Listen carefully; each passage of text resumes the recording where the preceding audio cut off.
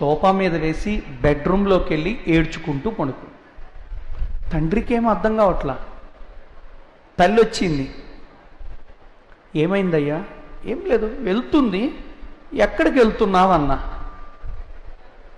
అన్నీ కావాలి, అన్నీ అనుమానాలే, నా మీద అంత అంబనమ్మకం ఉన్నప్పుడు నన్ను ఎందుకు కన్నారు, ఏమేమో మాట్లాడుతుంది. తండ్రికి అర్థం కావట్లేదు అసలుకి. ఒక తండ్రిగా నా కూతుర్ని నేను ఒక మాట అడిగా, ఎక్కడికి వెళ్తున్నావు అని. ఎందుకు వెళ్తున్నావు అని కూడా నేను ఇంకా అనలా. అలాంటి భావన కూతురుకు వచ్చి వెళ్ళి పడుకొని ఏడుస్తూ ఉంటే ఆ కూతురు దగ్గరికి తల్లిపై, ఎందుకమ్మా ఏడుస్తున్నావు, ఏమైంది? తండ్రి ఎక్కడికి వెళ్తున్నావు అని అడిగి. అంతే కదా అంటే, ఆయనకెందుకు అంది. ఏమి ఆయనకెందుకు? అప్పుడు తల్లి 3 మాటలు చెప్పింది. ఆయన ఎందుకు అనే స్థితి ఆయనది కాదు. ఆయన మీ నాయన, మా ఆయన ఇంటికి పెద్ద ఆయన. ఆయనగాక ఎవరు అడుగుతారు? ఆయనగాక ఎవరు అడుగుతారు నీ గురించి? నాకు ఆయన, నీకు నాయన, మన ఇంటికి మన ఇద్దరికి పెద్ద ఆయన. ఆయనే లేకపోతే నువ్వు లేవు, నేను లేనమ్మా. ఆ తండ్రి బాధ్యతగా అడిగేదే తప్పు బట్టి అలిగి పొడుకొని మమ్మల్ని సాధించే కూతురుగా మాకొద్దు నువ్వు అని చెప్పేశాడు. ఇవాళ పిల్లలతో తల్లిదండ్రులు ఒక మాట చెబుదామంటే భయమేస్తుంది. ఏం చెప్తే ఏమవుతారో, ఎలా ఫీల్ అవుతారో, ఎలా చిన్నబుచ్చుకుంటారో, ఎక్కడ తప్పు పడతారో, ఎక్కడ వాళ్ళని వాళ్ళు ఏం చేసుకొని జీవితం అంతా బాధపడే సందర్భాలు తెస్తారో అని. పాపం తండ్రి బయలుదేరి హాస్టల్కి వచ్చాడు. కుమారుడికి ఎక్కడో గ్రామంలో వ్యవసాయం చేసి 4 డబ్బులు తీసుకొని ఇచ్చిపోదామని. కుమారుని పలకరించి వాళ్ళ అమ్మ వండి ఇచ్చినవన్నీ ఇచ్చాడు. ఆయన సంపాదించిన 4 డబ్బులు ఇచ్చి వెళ్తూ, ఒరే జాగ్రత్త, ఎక్కడ అవసరమో అక్కడ వాడుకో, వృధా చేయి మాకు అన్నాడు.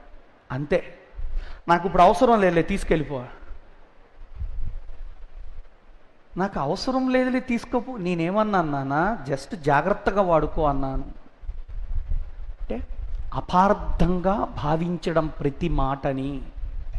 ఇప్పుడు నువ్వు ఏం చేస్తున్నావో అది నీ కోసం చేస్తున్నావు, కానీ నీ తల్లిదండ్రులు ఇవాళ ఏం చేస్తున్నారో వాళ్ళు మీకోసమే చేస్తున్నారు.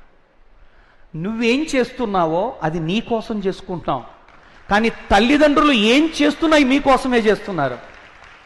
ఆలోచించట్లన్నా. సే ట్రై టు థింక్. ఇవాళ ఎంటర్‌ప్రెన్యూర్‌షిప్, ఉద్యోగము, ఏదో రావాలి, ఇవన్నీ వస్తాయి. తండ్రి ఇంటికి వచ్చాడు,